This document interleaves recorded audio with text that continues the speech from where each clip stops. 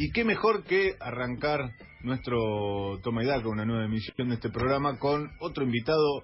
Hoy nos acompaña el ex ministro de Economía, actual diputado nacional. Habría que ver cuál de los dos cargos quisiera que mencionáramos primero, pero tenemos el gusto de saludar y agradecer por la presencia de Axel Kicillof. ¿Cómo va? Bien, bien, bien. Muchas gracias por la invitación, muchas gracias por el mate. Todavía las facturas las tengo por ahí atrás, pero están ahí, están a la vista por lo menos. No, sí, nadie sí, las sí, está encanutando, nada, así que se van a poder comer la familia durante... se está despertando recién tarde hoy, así que ayer fuimos a la marcha todos. Ajá. Alguien, he visto por ahí alguna foto en redes sociales que lo abrochaban a Axel Kicillof en un claro acto de demagogia, por supuesto, en el subte. Salieron fotos, sí, concurriendo, la gente. Algo totalmente planificado. Sí, obviamente. Y toda la gente del vagón, dobles, extras y demás. Y el subte ese no estaba ahí adentro, sabes que era un subte que sacamos a la tierra y lo cubrimos. No, la verdad. Con los metrodelegados, esto es un laburo que hace Beto Pianelli. Fue anteayer, está todo armado, sí. No, fue anteayer el acto y la marcha. Yo también tengo como la idea que fue ayer. Yo también, sí, ayer fue un día como que fue medio todo un continuado. Sí, y además fue muy intenso, no por lo del subte, sino porque era una cantidad de gente, la verdad que pocas veces vista. Yo anduve caminando, vine por Corrientes yo, y me junté ahí con algunas columnas que venían por 9 de julio, venía con algunos amigos, y también después nos cruzamos con la familia, pero estaba, la verdad que era una marea de gente por donde anduviera, no el microcentro, el macrocentro.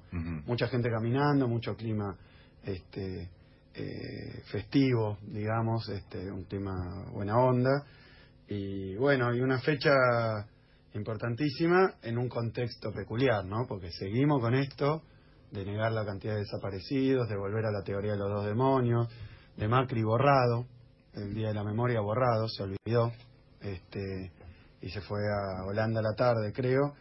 Pero bueno, eso genera un clima, la verdad que yo no lo vi ni revanchista ni enojado, lo vi la verdad que un clima de reivindicación, cuando uno se planta y como está pasando en otros sectores que en realidad no están, yo no creo que sea estrictamente antimacrismo, por ejemplo, no creo que la marcha haya sido contra Macri, más bien me parece que Macri y sus funcionarios están contra la marcha, que es una cosa muy distinta, la marcha se viene haciendo de antes, lo que pasa es que hay gente que dice que marchar ese día y reivindicar las viejas consignas es una cosa que no debería hacerse, o que hay que hablar lo escuché a Bruj, me parece decir que había que hablar, que ellos se ocupaban de los derechos humanos de los vivos. Yo estuve con las madres, las abuelas, los hijos están vivos a Bruj, están vivos. Lo que pasa es que no se les reconocen sus derechos. Todavía no se les reconoce un derecho que es de todos, particularmente de ellos, pero de toda la sociedad, a la justicia, a la verdad.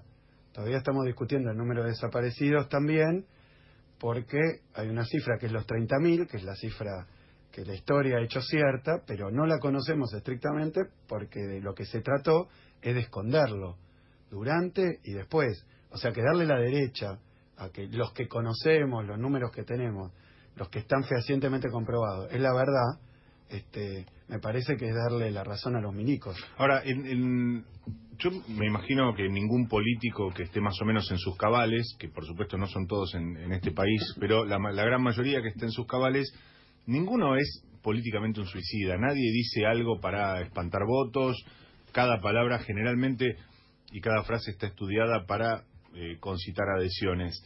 Y me parece que cuando el gobierno martilla sobre este tema sistemáticamente, apunta a un electorado con el cual no le ha ido mal hace muy poco tiempo, hace un año y muy pocos meses.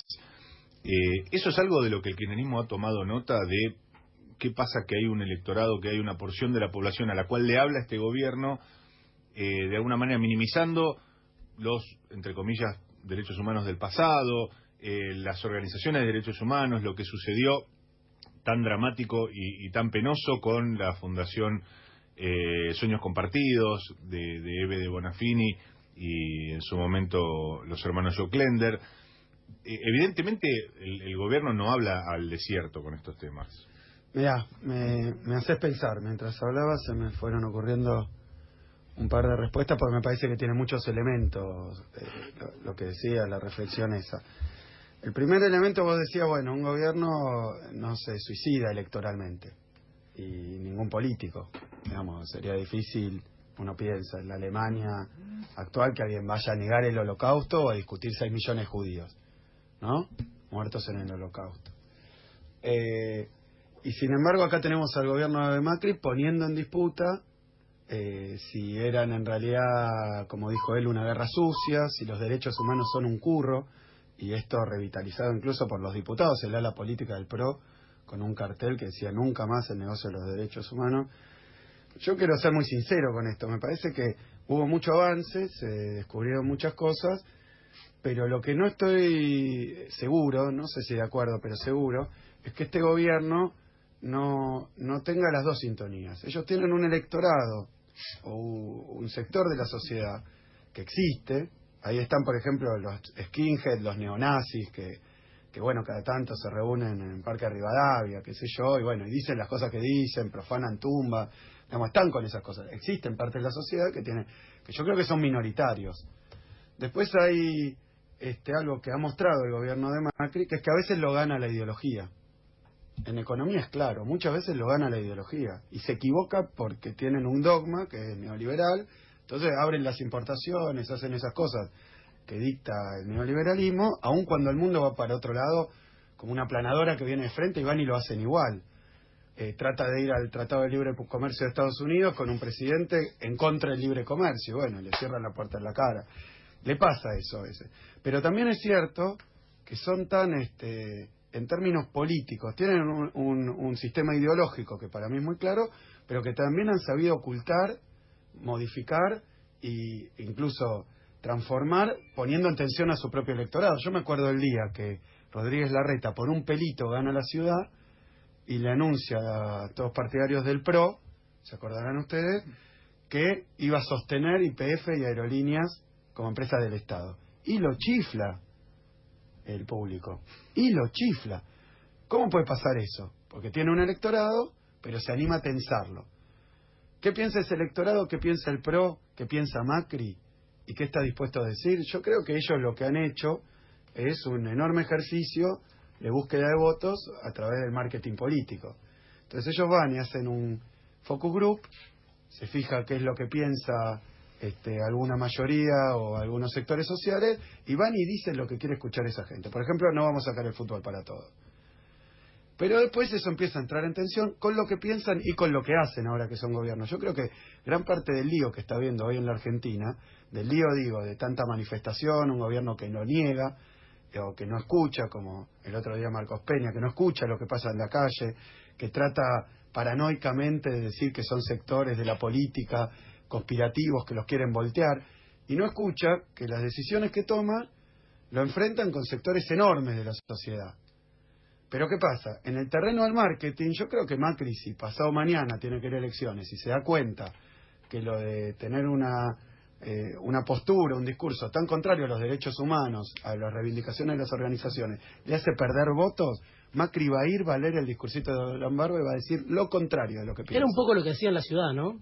En la ciudad, cuando el kirchnerismo gobernaba la nación, Macri hacía su acto de 24 de marzo, obviamente con otro tono, con otros interlocutores.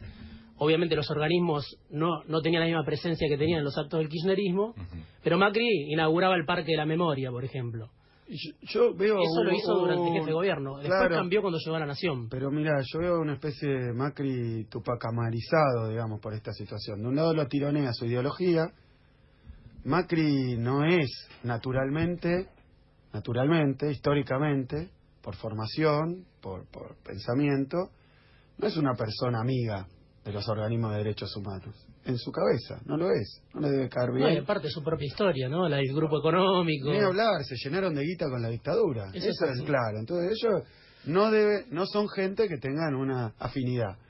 Entonces eso le tira de un brazo. Del otro brazo le tira un electorado que coincide y comulga con las ideas, incluso me parece a mí, cuando dijo el curro de los derechos humanos, sectores que son pro dictadura, me da la impresión a mí. Y me animo a decir esto, me parece que hay sectores pro dictadura que son, digamos, partidarios de Macri.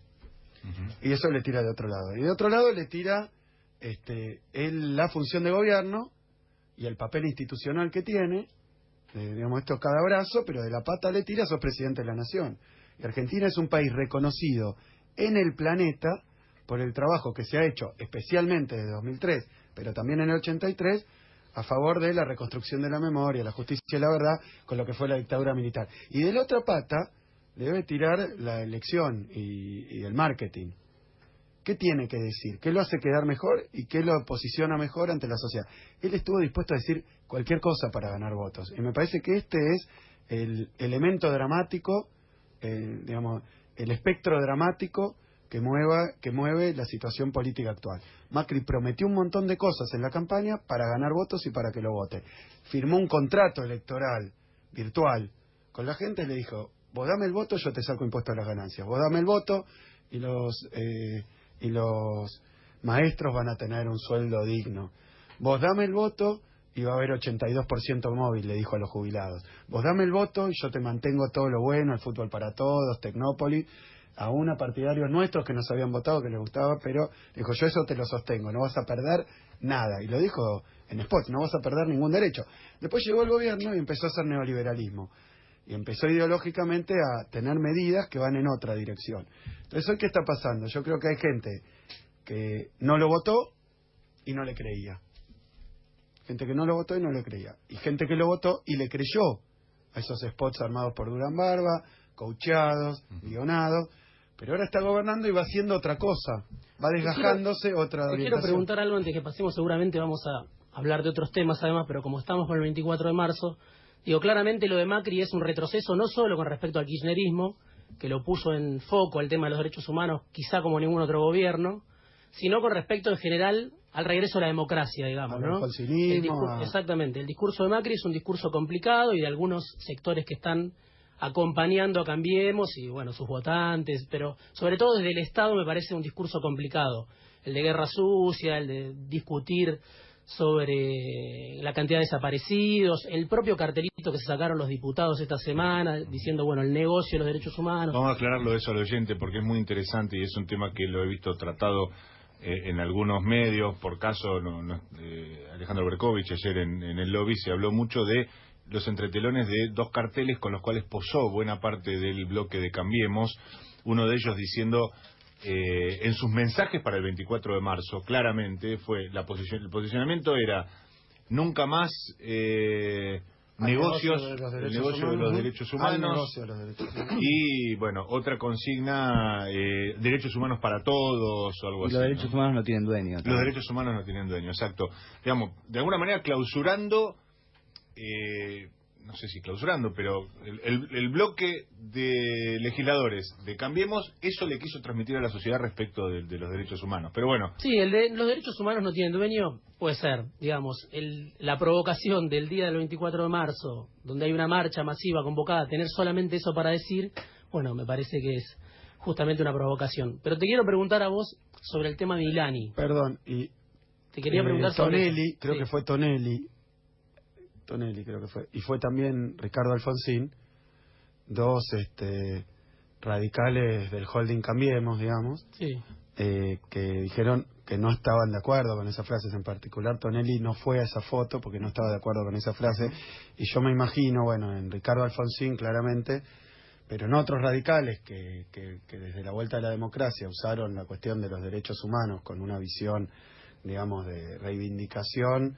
de los derechos humanos y a la dictadura no como una guerra sucia, como terrorismo de Estado, son cuestiones centrales en lo conceptual, e incluso, bueno, toda la discusión de dos demonios, pero con una posición muy clara con respecto a los militares y su papel institucional, y el terrorismo planificado, también están discutiendo si fue o no planificado, Gómez Centurión.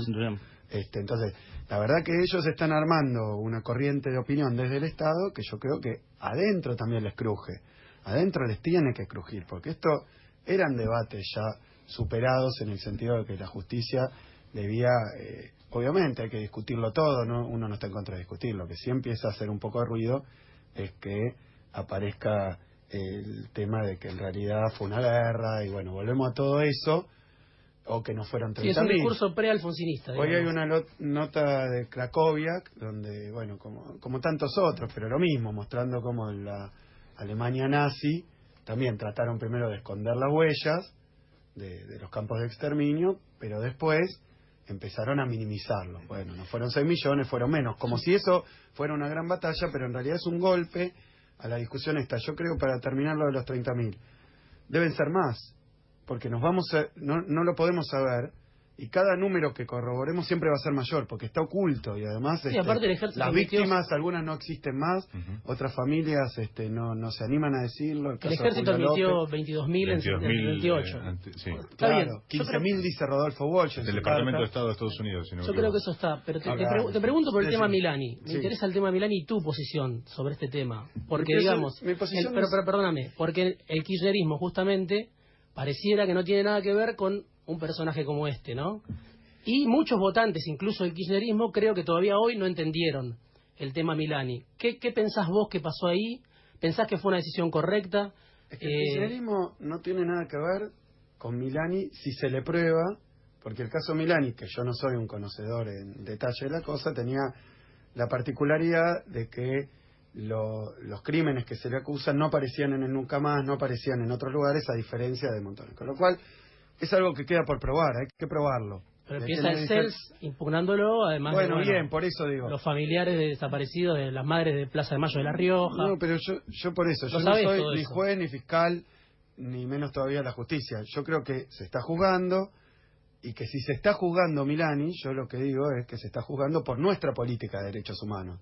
Porque todos los juicios Pero se el habían kirchnerismo terminado. lo protegió a Milani. No, Lo simplemente. puso como jefe del ejército y lo sostuvo No, demasiado tiempo. Lo que hizo el kirchnerismo, bueno, claro, el punto es lo mismo que lo que yo digo de corrupción, si me querés llevar esos temas No, espinosos. yo te pregunto de Pero Milani porque estamos hablando de derechos los humanos. temas espinosos que tienen que ver con que uno tiene una posición sobre determinadas personas, de repente se lo acusa de determinadas cosas, y yo tengo la presunción de inocencia. Por supuesto que a medida que van apareciendo elementos que van en el sentido contrario, y uno esa presunción de inocencia o esa imagen que se formó, la va matizando. Pero el que tiene la última palabra es la justicia. Uno no tiene, por ejemplo, en estos casos, porque te acuse tal o te acuse cual. Pero eso es un error porque siempre los movimientos de derechos humanos cuestionaron, incluso el CELS, a un montón de por militares. ejemplo, Eve no lo cuestiona, Milán. No, por eso, bueno, Entonces, Eve es más complicado todavía lo de Eve, porque Eve lo abraza. Pero yo te es pregunto que a vos, que eso tenés es lo una que yo historia digo. y que conocés, como decís, Macri estuvo en contra de esa plaza del 24 de marzo y la plaza es previa. O sea, la plaza es previa al kirchnerismo, es previa a Macri. Las denuncias a Milani son posteriores al nombramiento, por lo menos porque... Sí. Entonces, bueno, es eso. Se lo nombró y después No, lo que empezó, yo te digo es que empezó cuando a los- haber probablemente mayor investigación, justamente porque tenía un cargo tan... Te digo esto nada más. Cuando los organismos de derechos humanos cuestionaban a un militar, eso era suficiente para que se lo aparte. Siempre fue así. Lo planteó el CELS, lo plantearon los organismos. Lo que sucedió con el caso Milani, que fue algo extraordinario por completo, es que Claro. se puso en duda si alcanzaba la denuncia de los familiares. No, y lo hay que pasa es pasar por la tiene- justicia. Tiene este timing, digo yo. El problema es que creo que no estoy seguro, digamos, y no quiero meter la pata con esto, son temas muy delicados. Pero el CELS en un momento cambia la postura porque Es antes cierto. tenía una... Bueno, entonces no era que era una persona cuestionada por los derechos pero humanos. Maciel Aledo- no lo era. Inicialmente no No lo era. se A último momento lo hizo. claramente. Bueno, y cuando... Eso es Pero cierto. antes del nombramiento. Sí, decir, cuando- esa perdón, mañana no, que no, Pichetto antes del se nombramiento, sorprendió a con la partir del impugnación. nombramiento cuando estaba en En proceso el marco, de... porque se fueron Sí. descubriendo cosas, por eso digo, entonces, es un caso peculiar por esta situación, porque era una persona que no estaba acusada, y en el marco del nombramiento también aparecen, digamos, dudas cada vez más firmes de algún sector, y otros sectores no. Entonces ahí, con respecto a otros casos, que fueron tempranos, digamos, con lo cual claramente, nosotros que siempre hemos mantenido la posición de juicio del castigo y de memoria, verdad y justicia, obviamente no vamos a nombrar a una persona, y yo no, digamos, lo que puedo decir es que en el medio de eso fueron apareciendo novedades, posiciones, y bueno, termina como termina. Se tendrá que ver, porque yo digo, ¿cuál será el final de esto? Que se determine fehacientemente, lo más fehacientemente que se pueda, si es responsable o no. Está Si lleno es de respon- testimonios, lleno Perdón, de testimonios. Si es responsable, y habrá sido un error, pero digamos, como ha pasado en el transcurso de este tiempo, y yo creo que es muy difícil, y también me parece que acá se muestra un poco también las caretas y el oportunismo, nosotros siempre hemos tenido la misma posición, siempre, incluso los que somos militantes de antes, siempre hemos tenido la misma posición. O sea, que acusarnos a nosotros de proteger un represor no, yo es muy difícil. En ese punto no. Pero es algo, lo que se puede explicar es el proceso. Es algo que hace ruido con lo que fue el kirchnerismo, Milani como jefe del ejército. Yo lo que quería decir... Sí, pero no es una bandera, digamos, no alcanza para bandera. Digámosle... Me parece que el kirchnerismo es defensor de los represores, me parece que no alcanza. No, eso no. Y comparado con Macri, ni hablar. Pero sí, por eso. Pero sí, un tipo denunciado por crímenes de lesa humanidad... puesto como jefe del ejército. No, a mí lo que me hace un poco de ruido a veces, nos visita, ya se puso calentita la cosa, está bueno, nos visita Axel Kicillof y está con nosotros en el estudio. Y a mí a veces lo que me hace ruido del kirchnerismo es, nosotros no somos eso, está claro, digamos, el discurso está claro, nosotros tenemos una historia ligada a la defensa de los derechos humanos y en definitiva... como apartando a Milani del kirchnerismo, y Milani era kirchnerista, era una parte integrante del proyecto, entre comillas, nacional y popular, y Eve misma lo presentaba así, lo sigo pensando, pero hasta que se demuestre, como hay esta polémica, incluso entre los organismos de derechos humanos, es un caso más complejo que Viñones, Videla, digamos claramente, y Castiz, o sea que es claro cuál es nuestra posición, y es claro también que esto está surgiendo y tiene un camino. Y bueno, se sabrá, supongo, Axel, cuando lo discuten en el seno en el kirchnerismo, creen que esto digo, obviamente hace mucho ruido, no, por eso, a mí no me hace mucho obviamente ruido. Esto le causó una herida al kirchnerismo. No, pero potenciada, potencial, perfecto, pero digo, cuando se lo preguntan entre ustedes, ¿qué dicen? Que era una necesidad de la presidenta en ese momento para cerrar un frente que tenía que ver con la inteligencia, era una cuestión, se les escapó la tortuga, ¿qué creen que pasó? Mira, te digo por muchos casos que tienen que ver con la cuestión judicial y la cuestión mediática, y nuestro gobierno ante esa situación. Era un gobierno, muchos dicen, bueno, cuando la justicia era kirchnerista, disculpame, no, yo no conocí, Lorenzetti era presidente de la Corte Suprema, ¿no? ¿De qué estamos hablando, la justicia kirchnerista? Dejémonos joder. Nosotros gobernamos con una parte del Poder Judicial, a la que denominamos partido judicial, para no llamar la justicia, pues no es cierto que la justicia estaba contra el kirchnerismo, ni el Poder Judicial contra el kirchnerismo. Una parte, un sector que tenía posición política muy clara, y bueno, y ahora lo vemos con casos como Dólar Futuro y otros, que son fruta elevado a causa judicial. Y como también una parte del sistema mediático claramente opositor al kirchnerismo, hoy fuertemente oficialista, también atacaba al gobierno con diversos casos que cuando repercutían en la justicia se potenciaban, y uno tenía esta situación. Porque lo voy a decir de esta manera, cuando a mí, por ejemplo, me acusan de cualquier barbaridad en sede judicial, ¿qué tiene que hacer Cristina? Y como está acusado, lo he hecho.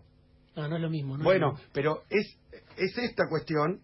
Yo creo que es de la familia de estas cuestiones. Son denuncias de crímenes de lesa humanidad. Por eso Milani es algo, para mí, distinto del kirchnerismo, tendría que evaluarlo de otra forma. En este sentido. Sí, pero hay que estar... Bueno, por eso. Entonces se hacen consultas, algunos dicen que sí, otros dicen que no. Y bueno, y uno tiene que ir formándose una opinión. Y si es inocente, y si yo era inocente, digamos, y si yo soy inocente y me echan... vos te comparás con Milani, para mí cometés un error.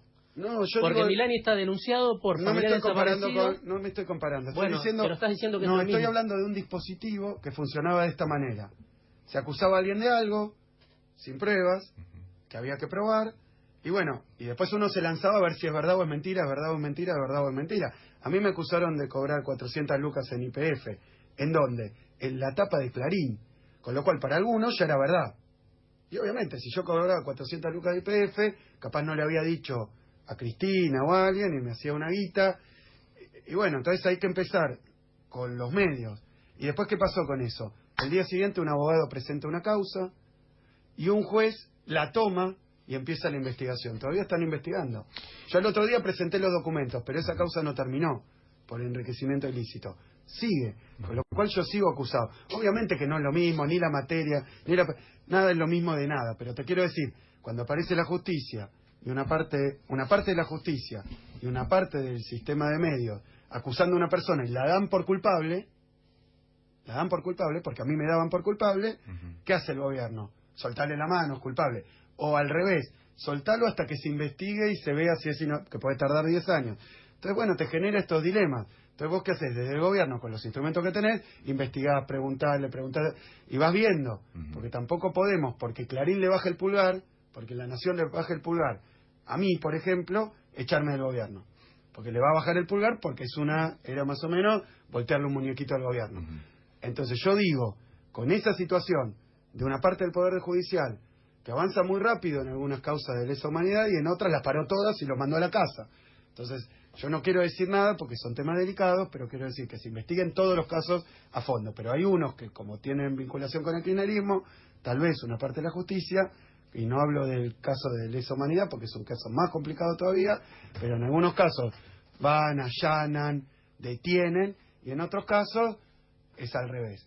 Entonces, yo lo que digo con esa cuestión es que hay que tener cuidado, porque cuando se politiza tanto los medios y se politiza la justicia, uno sigue confiando en la justicia porque es el parámetro que tenemos, pero empieza a desconfiar de ciertos jueces, por ejemplo, que ya le parece que no están impartiendo justicia. Yo tengo la certeza que algunos jueces no son ni imparciales ni imparten justicia, que hacen política. ¿Por ejemplo? Y bueno, el caso de Bonadío para mí es claro. Y me gusta hablar en primera persona, no por compararme con tal o con cual, sino porque son casos que conozco muy bien y los puedo defender muy bien, explicar muy bien. En otros casos yo no lo conozco, claro. Las 2000 fojas del expediente. Entonces, no es que me esté comparando o con Milani o con tal o con cual, simplemente lo que estoy diciendo es que hasta que se demuestre que es culpable Milani, para mí es inocente. ¿Qué puedo decir?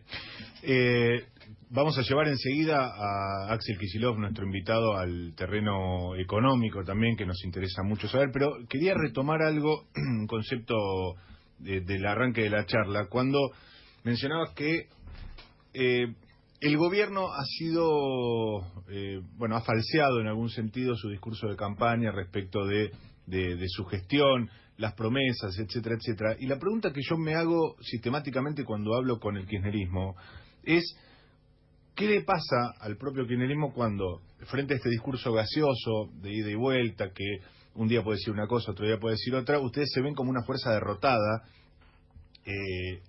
Si no es acaso, frente a algo a veces tan fútil, un momento para analizar, una oportunidad para analizar la propia responsabilidad de no haber sostenido un esquema de gobierno que resultó con determinadas variables durante 12 años. Quiero decir, sí, voy al punto muy sencillo de la autocrítica. ¿Cuál es en ese punto?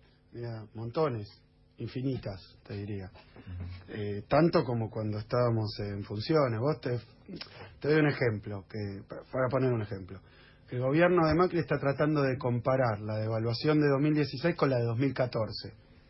Y pasa de decirnos, ustedes tenían atraso cambiario y eran un desastre porque el dólar estaba atrasado, a decirme a mí, vos sos el ministro que más devaluó en la historia. Ponete de acuerdo, yo tenía atraso cambiario, devaluó un montón. Pero ponele que dejamos eso y nos quedamos con la cuestión de la devaluación. Devaluación en 2014. La devaluación de 2014 nosotros decimos, denunciamos una corrida cambiaria. En ese momento Aranguren y el HSBC, que estaban tratando de mover el tipo de cambio. ¿Por qué lo denunciamos? Porque en la pantalla de las operaciones cambiarias venía el tipo de cambio en un lugar y de repente una operación hecha por Shell se dispara como 30 puntos por encima de lo que estaba y vos decís, ¿cómo puede ser? ¿El tipo quería comprar dólares más caros? No, te están generando una corrida. Están tratando de generar una corrida en la pantalla como se hace siempre y uno ya conoce. Entonces denunciamos quién quería una corrida. Paramos la corrida y limitamos la devaluación.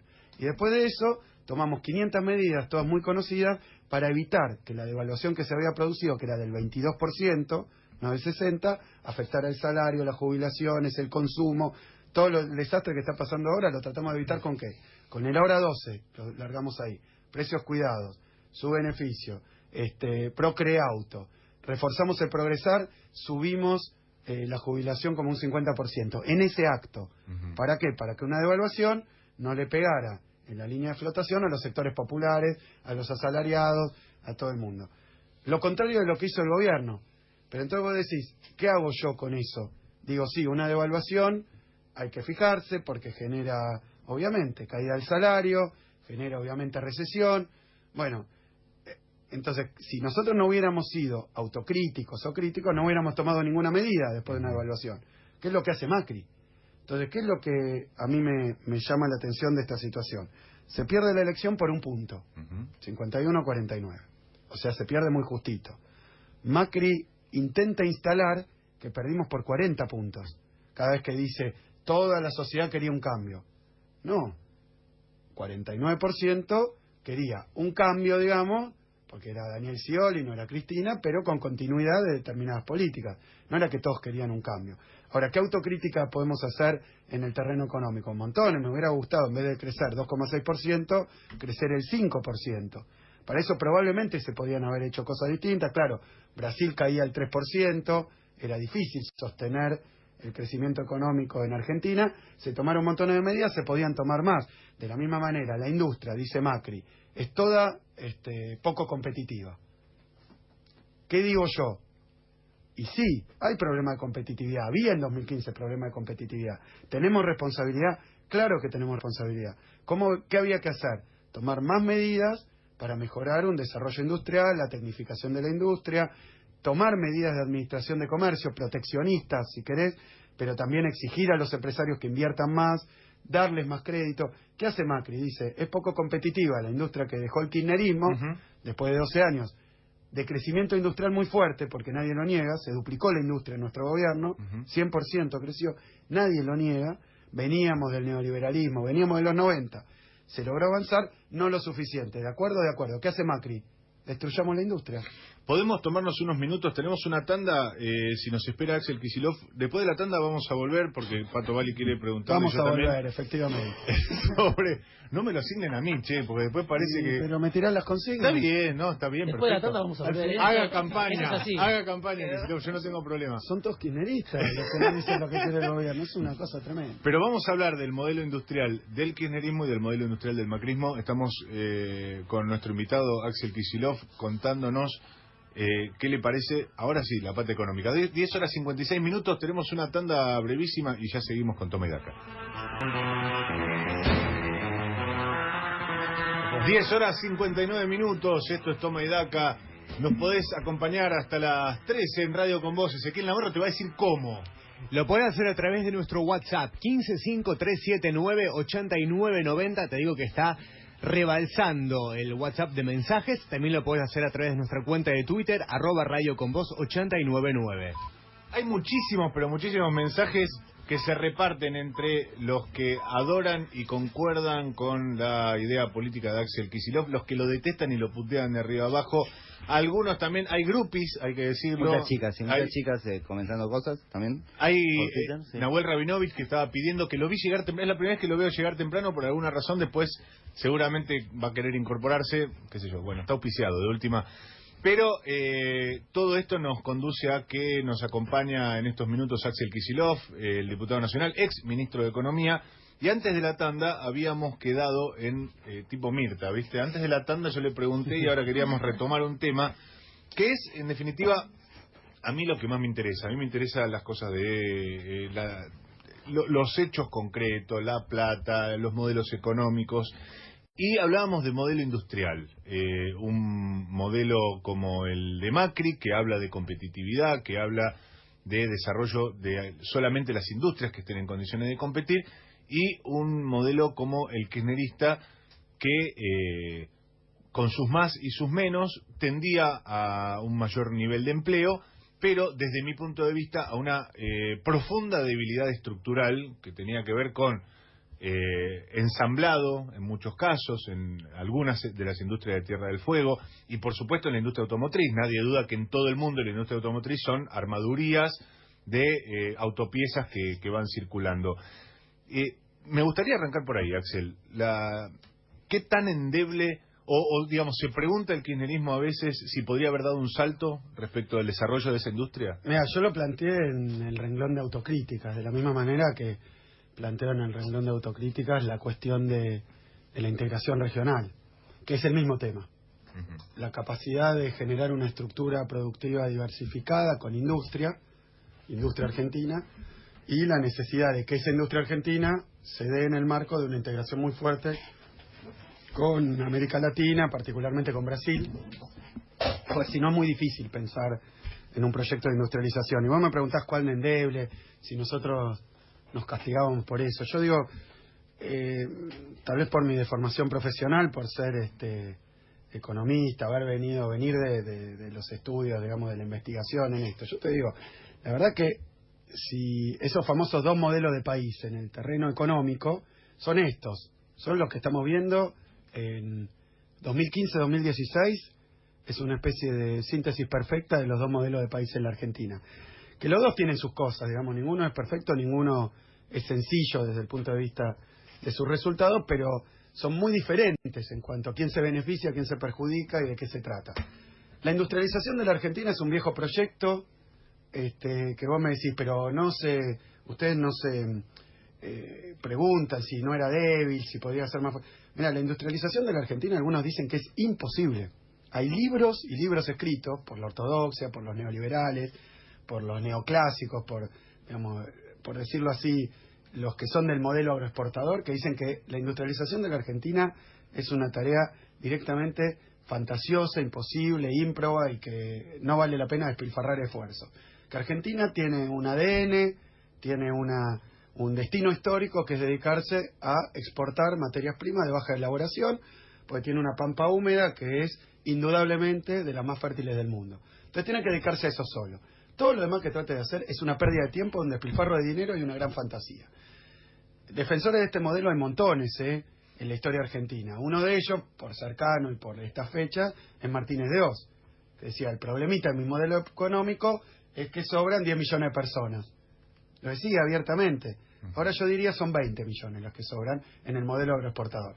El otro camino es industrializar la Argentina.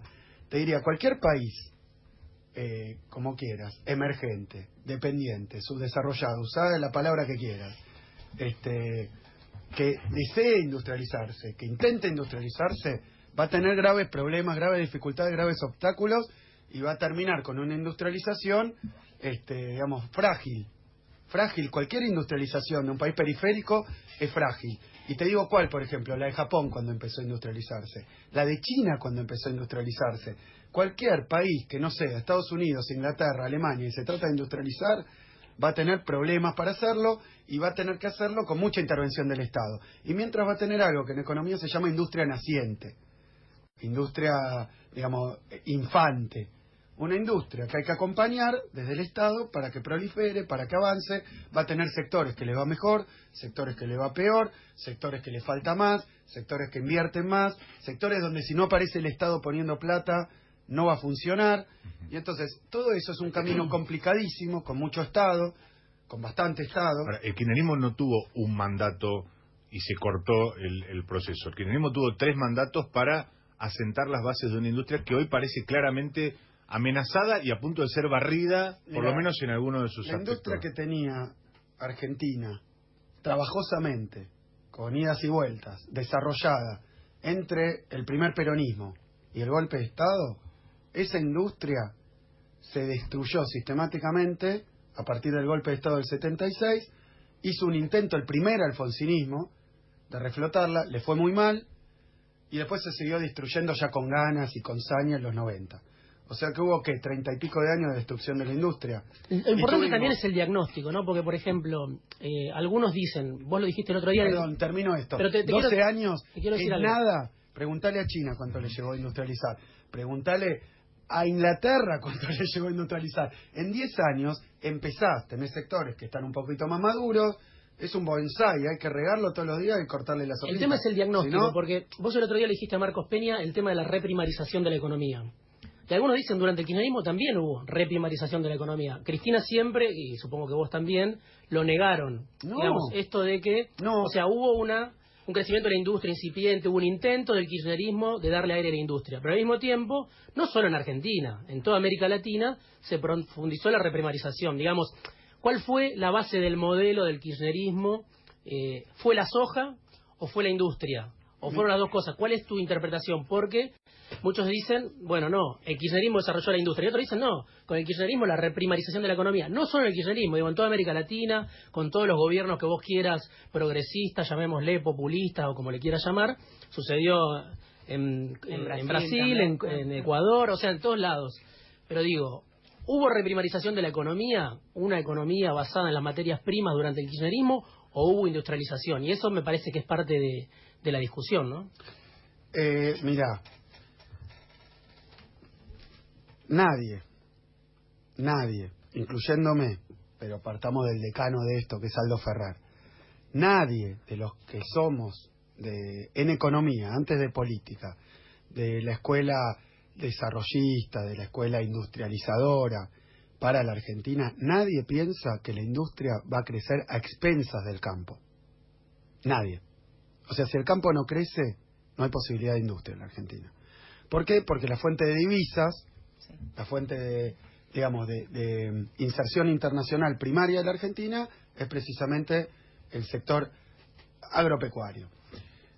Si vos no contás con el sector agropecuario, no podés industrializarte y probablemente no puedas nada. Entonces, que haya crecido el campo durante nuestro gobierno, que efectivamente batimos todos los récords, terminamos 2015 con 123 millones de toneladas, récord absoluto, histórico, de producción agropecuaria en la Argentina.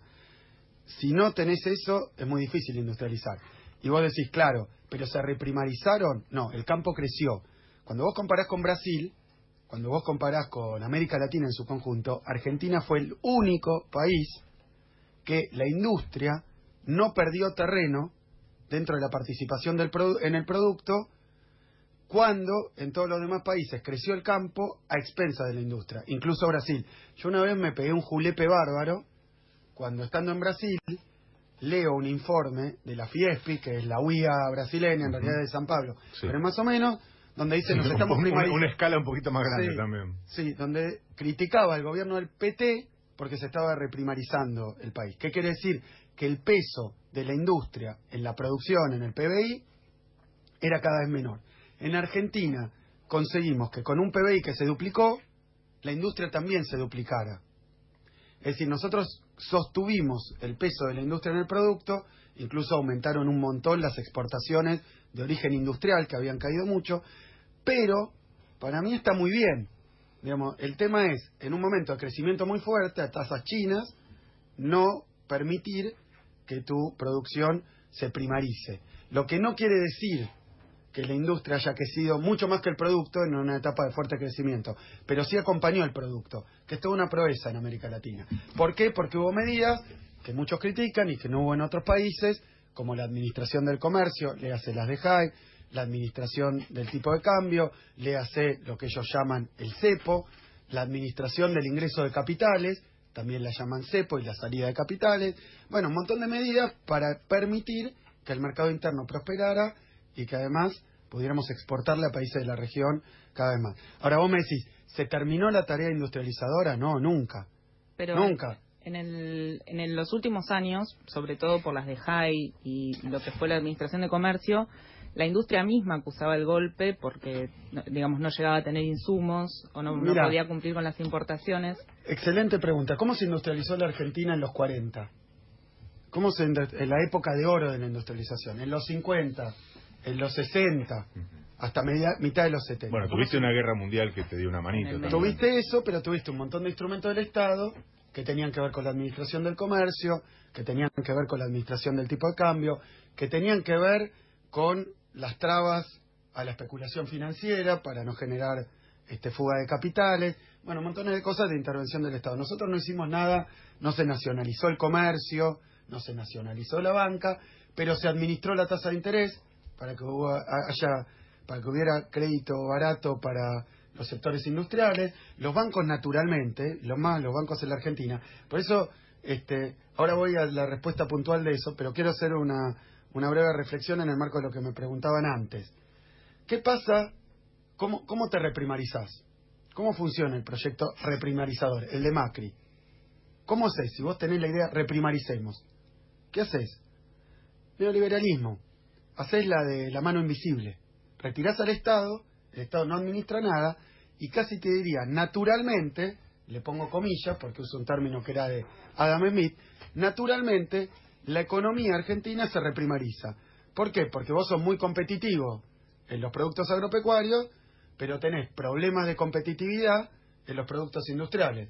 Conclusión, si vos abrís la frontera a la entrada de importaciones, hacés neoliberalismo y liberalizás el comercio, liberalizás las finanzas, y naturalmente acá hay timba financiera y primarización, desindustrialización. ¿Por qué? Porque empiezan a entrar todos los productos importados que ahora en el marco de la crisis de 2008 que sigue, sobran, se los tiran por la cabeza, más con los países centrales haciendo proteccionismo, y bueno, vos abrís tu economía, te entra a llegar un aluvión de productos chinos y de otro lado, mucho más baratos que los que producís acá, te quedás sin industria, ¿y qué hizo el gobierno? Nada, ¿y qué pueden decir? Ah, bueno, dejé las cosas en libertad, pero no, es toda una política económica dejar que se desindustrialice el país.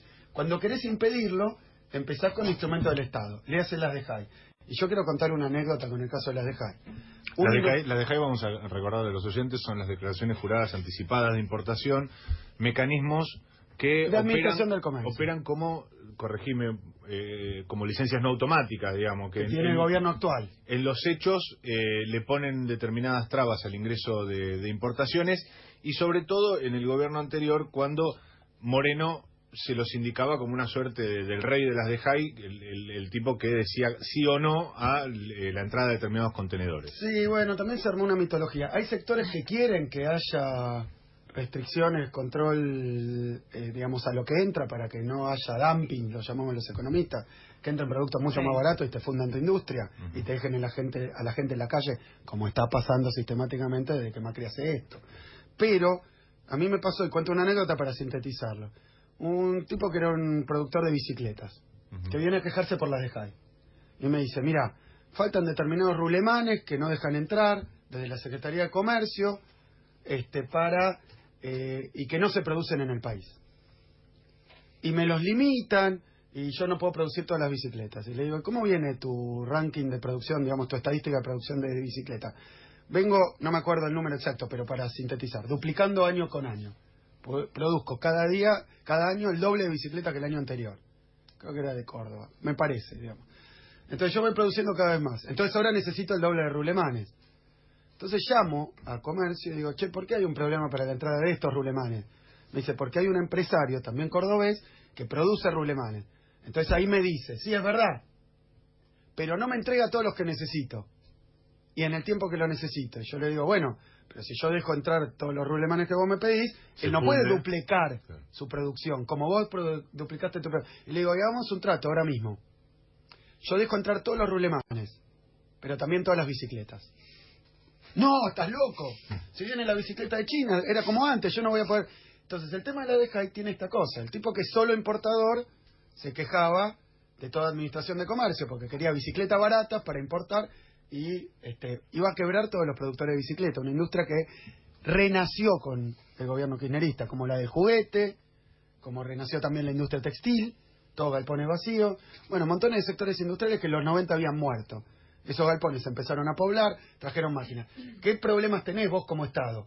Tenés que ir regulando esto, que es muy delicado, que es muy difícil, que necesitas un Estado muy inteligente, y cómo nos venían a pelear con la administración de comercio. Sobre todo, se muere gente porque no entra el medicamento necesario por las de JAI. Muchas veces eran operaciones, la Cámara de Importadores trabajaba porque el negocio del importador es importar todo y cobrar un 10% de comisión y llenarse guita con la importación. Pasó también en la Argentina. Lo que quiero decir, ¿estuvo perfectamente hecho? Nunca.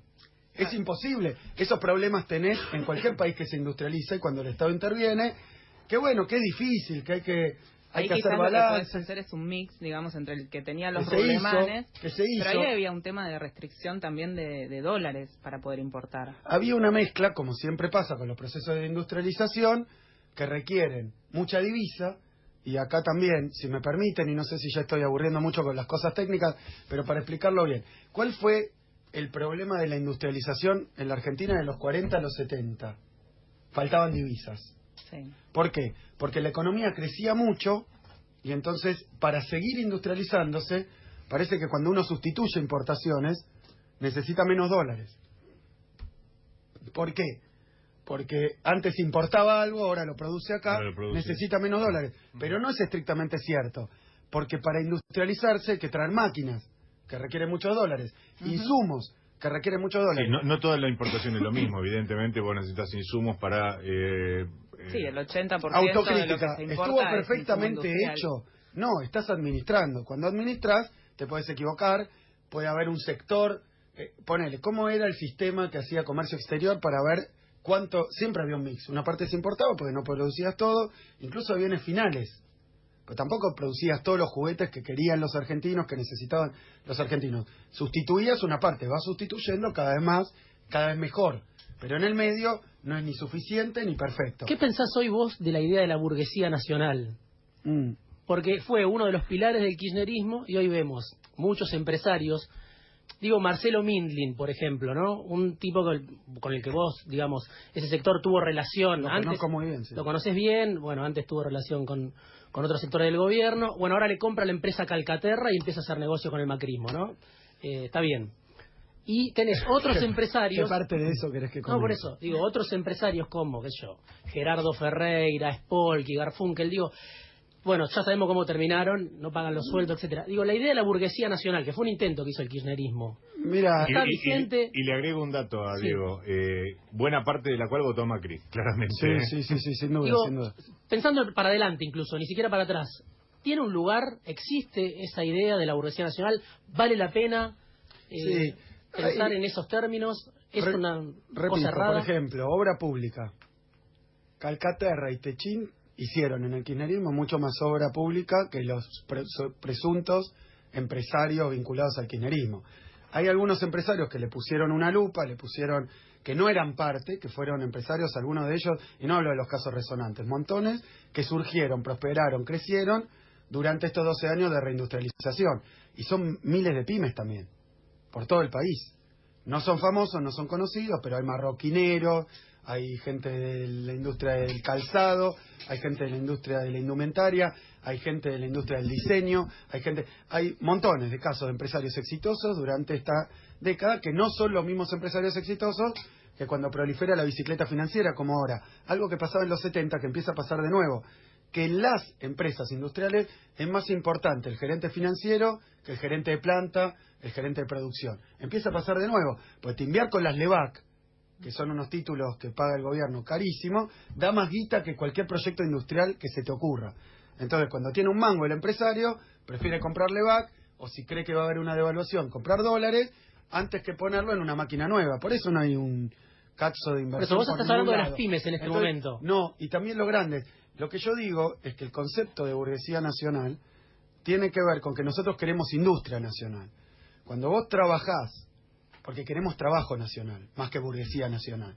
Ahora, naturalmente, a medida que se va desarrollando la posibilidad que la tiene que generar el Estado, que nadie piense que la medida de Martínez de Oz o las medidas de Pratt Gate, las que tomaron ahora, o las que están tomando, de abrir las importaciones, subir la tasa de interés y dejar que los dólares entren y se vayan en la bicicleta de siempre, eso no va a generar ni trabajo nacional, ni industria nacional, ni industriales, empresarios nacionales. O sea, naturalmente va surgiendo empresarios que apuestan a la producción de acá más que a las importaciones o a la timba, que empiezan a prosperar, a crecer y empiezan a tener algún protagonismo.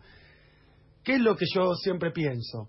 Que el proyecto de industrialización, y ahí están figuras históricas como Helvar, como la CGE, tendría que estar encabezado por esos empresarios, o acompañado por esos empresarios. Y mirá lo que pasó. Yo te digo, Eskenazi, Mindlin, Garfunkel, pero Ferreira, digo, sin hablar de los casos otros famosos. Pero son los resonantes, hay montones más. Y cada uno es un empresario, no es un político. Yo no le pido a un empresario que sea político, ni a un político que sea empresario.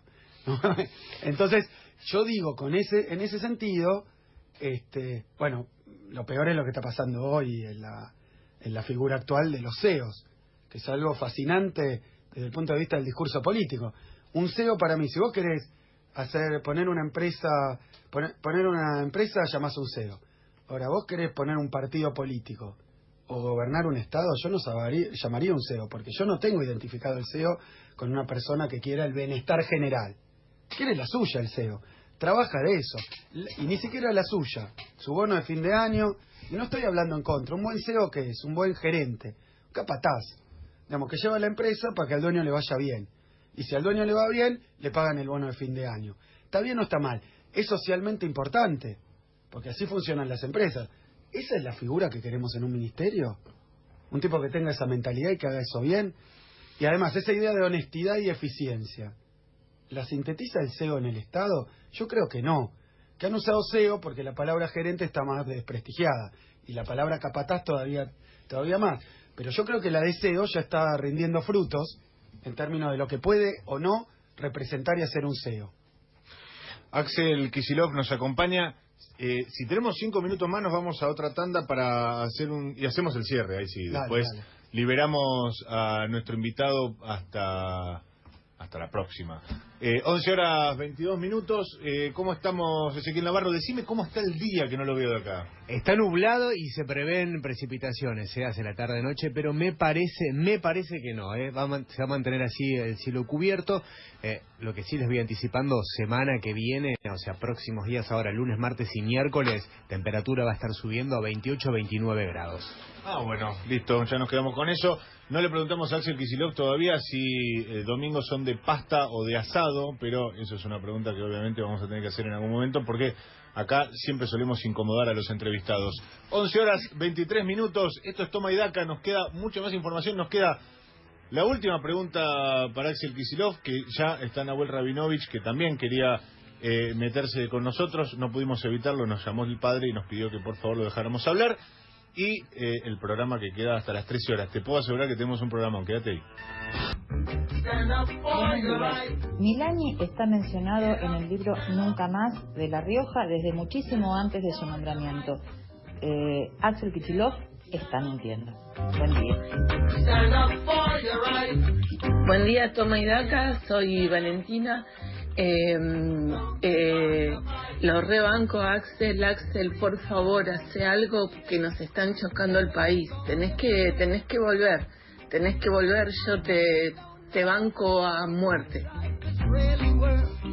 Bueno, buenos días, muchachos, ¿qué tal? A la mesa. Buenos días a Axel.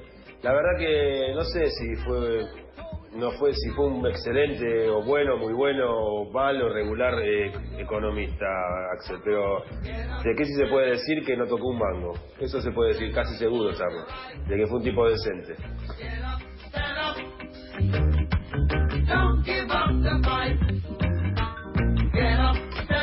11 horas 26 minutos, gracias a los oyentes que se van comunicando con nosotros aquí en Toma y Daca. A través del WhatsApp 1553798990, recuerden de dejar su nombre, mensaje de voz y por supuesto también escrito.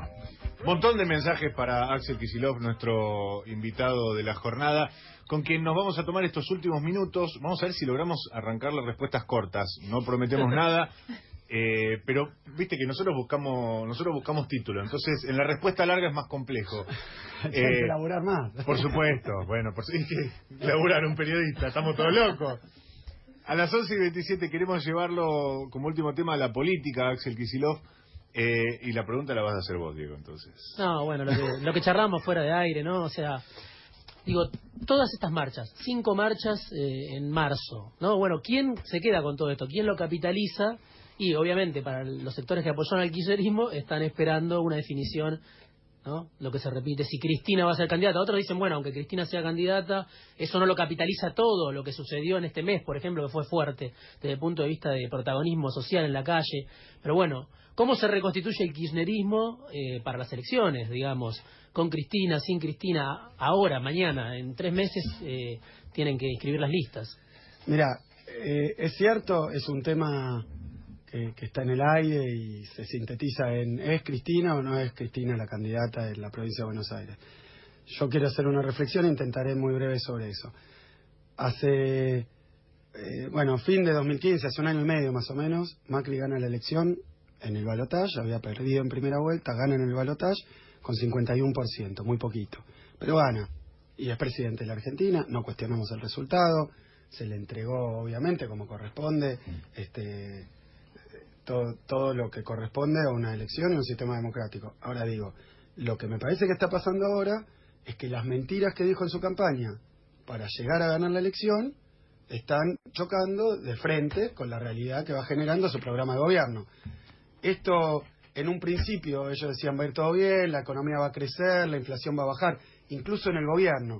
Pratgay dice va a crecer 1% en el año pasado, la inflación va a ser del 20%, y con eso tratan de cerrar unas paritarias muy bajas, en el 20 o 25, lo logran parcialmente, y bueno, el déficit fiscal va a bajar, o sea que también le hablan al público del FMI y la ortodoxia, y todo le sale para el demonio. Más o menos por marzo ya se empieza a ver y empiezan a mentir de otra manera, decir, no, nos encontramos con sorpresa, todo esto no tenemos nada que ver, es el gobierno anterior, ahora ya se les empieza a votar eso también, gobiernan hace 15 meses, hagan una bien. Y las que hacen bien es perdonarle la deuda al correo, las que hacen bien es bajarle el sueldo a los jubilados cuando tienen la resolución, o sea, todas las que pueden en contra de algunos sectores y a favor de otros muy chiquititos, las hacen bien, les sale bien, y si no los pescan, pasan. Entonces yo creo que en esta situación estamos en una elección de medio término, ¿y qué es? Por definición, por diccionario, por historia, la definición de medio término es directamente un test del gobierno. Hay que ver lo que va a pasar ahora, porque a mí me pasó ser gobierno, y todos podían decir, bueno, ¿quién gana la de medio término? Tal o tal, y no importa quién gana. Lo primero que importa es si la gente va y le pone el voto al candidato de Macri o de María Eugenia Vidal, y sigue apostando al PRO para que el PRO necesita como agua ganar el medio término. Porque si tiene un problema es... Nosotros no. Muchos piensan frente a eso, frente a tantos problemas que tiene el gobierno nacional, no hay nada enfrente. Pero eso es lo que quiero decir. Presenta enfrente sí, pero me parece que al gobierno le resulta muy funcional que esta discusión, que esta elección se discuta en términos de si gana Cristina o pierde Cristina. Pero escúchame, esto es un plebiscito de Cristina Kirchner en 2017. Si Cristina terminó de gobernar con 1 millón de personas, medio millón en la plaza, se fue, terminó su mandato, ¿qué estamos plebiscitando a Cristina? No, estamos plebiscitando a Macri. Entonces no va a ser candidato. Yo creo que acá hay una... Sí, se pueden sacar conclusiones, pero yo creo que en un punto, obviamente está lo que uno quiere, está que la decisión no está tomada, por eso no se conoce, está que no está hecha pública, por eso no se conoce, y está que también hay una discusión que para mí es central, que esta elección tiene que ser, ¿te gustó el aumento tarifario que tuviste? Votalo, porque ya te prometió que te va a aumentar más. ¿Te gustó la devaluación? Metele, porque ya dijeron que la devaluación viene después de las elecciones. Entonces, si lo votan a Macri, porque de nuevo agita el fantasma de Cristina, el fantasma para algunos sectores, no sé qué, y hacen toda esa movida que están tratando de hacer, nos perdemos de vista que Macri necesitaría ganar esta elección para tener más diputados y senadores, que es donde le aprieta el zapato. ¿Y qué es lo que dicen los números? Paso uno, no lo va a lograr. Pues la gente, dicen las encuestas, la sociedad no le está bancando estas políticas. Y eso es lo que dicen las marchas. Y no es el kirchnerismo. Ellos tratan... Mirá qué estupidez. Estamos hablando que si hay 1 millón de personas en la calle, serían todos kirchneristas manejados por Telegram y por Cristina Kirchner. Es tal el grado de paranoia y estupidez que saca del eje que lo que está pasando es que muchísima gente, y yo lo veo en la calle, en todos lados, que lo votó, está diciendo yo no lo vuelvo a votar. Ese es el primer paso. Segundo, ¿a quién votan? Y yo te diría, la importante es 19 a quién votan, porque acá en el legislativo nosotros, la oposición ya tiene mayoría. El problema que tuvimos este año es que parte de la oposición le votó todo al gobierno y armó un desastre y cometió un grave error.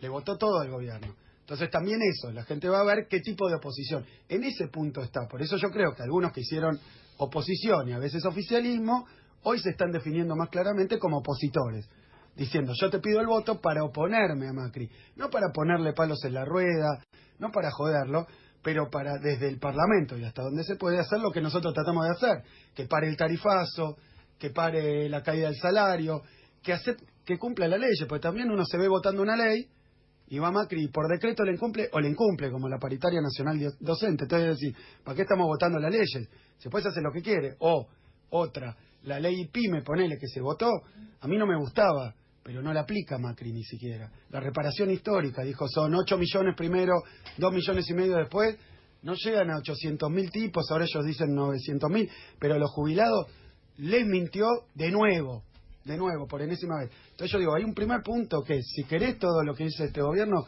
lo va a profundizar si lo seguís votando. Después, si no lo querés, tenés que elegir a quién votar. Pero ojo, que la legislativa no se elige presidente, así que aún si fuera Cristina, hay gente que puede decir, a mí no me gusta tal cosa, voto a otro, pero que sea oposición de Macri. O sea que hoy está polarizada la elección. Macri está tratando de armar un 3 polos para que no se note lo que está por pasar, que es que va a haber una mayoría enorme, incluso de los que votaron a los candidatos de Macri y de María Eugenia Vidal, que no los va a votar de nuevo 2 años después. O sea, esto políticamente es un desastre para el gobierno. Y se está tratando de disfrazar de va Cristina, no va Cristina. ¿Y por qué va Cristina, no va Cristina? Porque ellos pensaban que a esta altura Cristina no le iba a querer votar nadie. Y las encuestas le dicen que es el candidato, yo vi muchas en ese sentido, que más votos sacaría en la provincia de Buenos Aires el distrito más grande. Pero eso es lo que quiere la gente. Mucha gente quiere que se presente Cristina. Ante esta situación estamos. Y no lo quiere votar a Macri. Eso es lo que se ve hoy en la calle. Después la candidatura, veremos. Nos estamos despidiendo de Axel Kicillof.